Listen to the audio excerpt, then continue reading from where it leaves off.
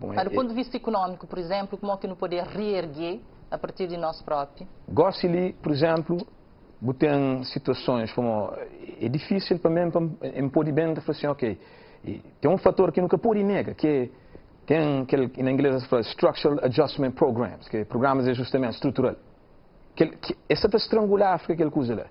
Também gosto ali Fundo Monetário Internacional, também gosto ali Banco Mundial, também USAID. Esta de ajudas entre aspas a África e na hora de não bem pagar ele nunca te consegue para que juros que esta vem impondo licença e condições que esta põe já falar aquele antes essa te estrangula o continente que te consegue sair de lá. Por exemplo, na Zâmbia gosta ali tem exploração de cobre lá para empresas de Suíça. Esta faz técnica lá, por exemplo, que esta fala shifting of profit, que esta apanha lucro, esta label entre aquela companhia multinacional, esta vende entre eles. Suíça é o maior importador de cobre na Zâmbia, mas no entanto, também não cobre para a Suíça. Esta fazia é virtual, é troca virtual, transporte virtual de lucro, que esta fica com o dinheiro lá dentro e botar aquela companhia te fatura 180 milhões, que é 8 vezes aquele produto interno bruto de Zâmbia. Modo que é possível para não ver para pegar ali na corrupção, na ABCD razões, enquanto você tem que as condições ali reais no continente, que ele é um exemplo que dou de Zâmbia. No também geral, você também não te pergunta, modo que é possível Europa saque de uma reunião de G8, a como pensa no fundo, você fala, é que tem ouro, é que tem cobre, é que tem diamante, é que tem urânio, é que tem nada, mas no entanto, é que está no meu mercado, é que está regula preço, e a hora que não recusa, não tem sanção direto e prático. Você entende? Você fala assim, coisa que acontece com o Gaddafi. Você mete nas razões políticas, mas Gaddafi seriamente está papiado na criação de um Banco Central Africano. Um Banco Central Africano, a única coisa que sabemos acontecer. Reserva de nós, esta serve, coisa que não tem na subsolo real, o que dólar americano que tem aquele tipo de backing lá, pound de Inglaterra que tem aquele, euro da Europa que tem backing com minerais próprios de chão, e aquela que é a razão principal, já que não se fala não ali, é a razão principal que eles eliminam Gaddafi. Modo que a África licencia também realmente bem levanta, hora que não tem que esse tipo de condições ali que te surge constrangimento. Não pode falar líderes corruptos, não pode fazer tudo constituições.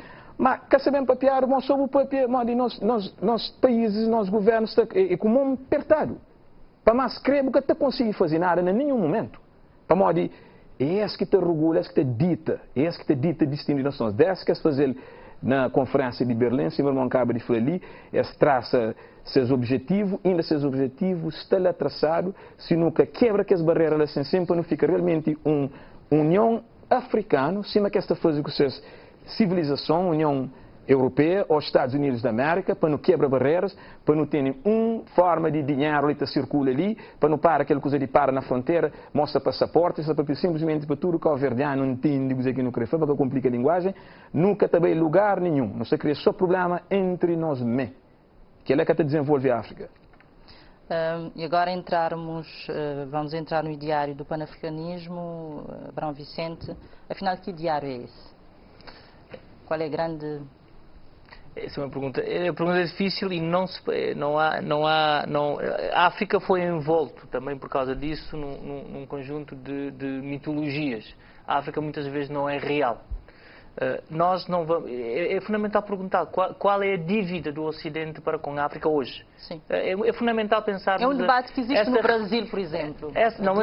Eu, com a apresentação do meu último livro, lancei essa questão. Nós não somos afrodescendentes. Não, uma dívida até contabilizada. Não, só para fazer isso, há essa diferença. Nós somos africanos, cabo-verdianos somos africanos, não somos afrodescendentes. Não, o debate claro, no Brasil e nos Estados Unidos é outro debate. Agora, é preciso irmos ao fundo das questões. Falamos da espiritualidade, do panafricanismo, da reafricanização dos espíritos e muitas vezes ficamos submergidos ou imergidos nessa nuvem em que não há um conteúdo concreto.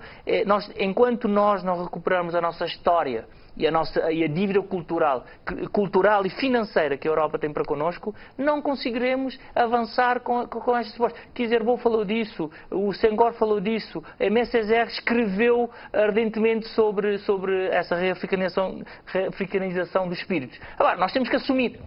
Temos todas as nossas elites formadas em escolas europeias. E enquanto não houver essa convergência de refletirmos a África hoje, o regresso às raízes não se pode fazer apenas através da ritualização, folclorização daquilo que é África. Hoje, nunca a África teve uma elite tão bem formada e muitas vezes tão subjugada também àquilo que são os padrões das organizações internacionais. Eu, muito mais que falar da parte espiritual, gostaria que a África, neste momento, um dos grandes desafios é ter igual participação nas organizações internacionais. Na ONU, no Conselho de Segurança, na Organização Mundial do Comércio. Como disse o Jorge, nós somos a grande potência mundial para o futuro. Temos um património num banco virtual que é incalculável. Portanto, a África, antes temos que resolver sem dinheiro e sem financiamento para as nossas nações, não continuaremos sempre a falar de uma África virtual, de uma hipotética superioridade espiritual das nossas raízes, mas não estaremos assentes num terreno sólido para falar daquilo que de facto interessa. Temos que trabalhar para a prosperidade da África, ou seja, diminuir as desigualdades sociais antes de falar dos nossos rituais. Temos que trabalhar para que as nossas nações e os nossos líderes sejam de facto o espelho das aspirações dos povos. E hoje, quando se fala das grandes nações africanas que emergem, há sempre a herança cultural do panafricanismo, que hoje muita gente confunde com movimentos que nada têm a ver com o movimento de libertação. Há um colega meu que diz: a África precisa libertar-se dos seus libertadores. Sim. Muitas vezes é preciso termos a consciência de que uma nova geração tem que tomar poder em África. E como é que estão as lideranças políticas no continente africano? Não vamos pensar em todo o continente, mas temos assim nomes que estão na ribalta. Porque é difícil, eu acho que é difícil. O que eu reparo é que sempre nos encontros, nas conferências, nós sempre celebramos com a Nkrumah, Amílcar Cabral, mas já era a altura também de termos... Mas repara, a sucessão das lideranças em África ainda é tratado como se a África tratasse de monarquias. Temos as famílias e pessoas influentes desde a independência das nações africanas que acabam por trabalhar as lideranças. Agora está a passar isso em Angola. Está a passar um pouco a uma elite que ficou sedimentada e cristalizada no poder. Aqui, no caso do PSCV, do PSGC, também houve todas as mudanças geracionais estão a ter partos muito difíceis. E não significa mudar de pessoas, significa mudar de mentalidade. Essa nossa reafricanização, eu acho que passa pela consciência de África, mas por um joint force. Temos que juntar forças, as nossas diferentes qualidades e virtudes e recursos para criar uma consciência de que a África pode ter um papel nas mesas das negociações. Não podemos continuar a fazer contratos e acordos internacionais em que nós somos os países que de facto vai financiar, ficamos prejudicados. Enquanto não conseguimos elevar o nível de educação da população africana, aumentar os nossos índices de desenvolvimento humano, de facto, não podemos continuar na retórica de uma África hipotética. A África é hoje. A grande mensagem da celebração da OA hoje é: a África acontece hoje. A África deixou de ser uma futura promessa. E os cabo-verdianos têm aqui uma grande oportunidade de brilharem. Em vez de migrarem para Portugal, para a França, para os Estados Unidos, cada vez mais temos que orientar também os nossos filhos para pensar a África de uma maneira diferente e como uma janela de oportunidades. Felisberto Vieira, eu tenho uma outra questão para si, não sei se gostaria de complementar. Em relação ao ideário do panafricanismo, se me permite, é um ideário que vem do século XIX. Naturalmente, já se fez referência ali a várias figuras que protagonizaram esse ideário e que acho que permanece nos nossos dias. Não é por acaso que a celebração do 50º aniversário da fundação da Organização da Unidade Africana ela é feita sob o signo do panafricanismo e do renascimento africano. Portanto, está-se à procura de uma reformatação, de uma nova África, está-se à procura da reconfiguração de um ideário africano, ideário político, ideário económico, o ideário institucional, para que de facto temos uma África moderna, uma África próspera. Nova. E também porque nós temos aí a chamada diáspora africana. Portanto, vai-se organizar agora no Brasil, no final deste ano, um grande evento que está a ser organizado pela Fundação Lula da Silva, da diáspora africana, com painéis e com personalidades estudiosos da matéria da África, que está a refletir sobre efetivamente o futuro da África e a contribuição que a diáspora africana possa dar neste redesenho de uma nova África e desta perspectiva da ascensão do Sul. É claro que os ideais do panafricanismo do século XIX têm que ser adaptados à realidade dinâmica de hoje, aos tempos da globalização e do multilateralismo. Nós estamos a viver um fenómeno novo de multilateralismo, da integração regional, mas também da abertura e da integração à escala mundial. Não há saída para como se dizia, não sei quem é que trouxe isso em Calveira, a salvação é coletiva. Não é?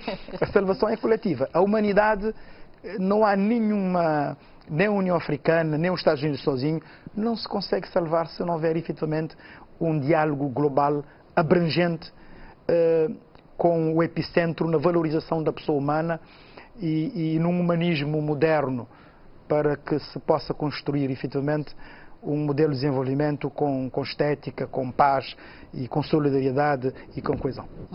Eu gostaria só que comentasse, Felisberto Vieira, antes de passar a Jorge Andrade.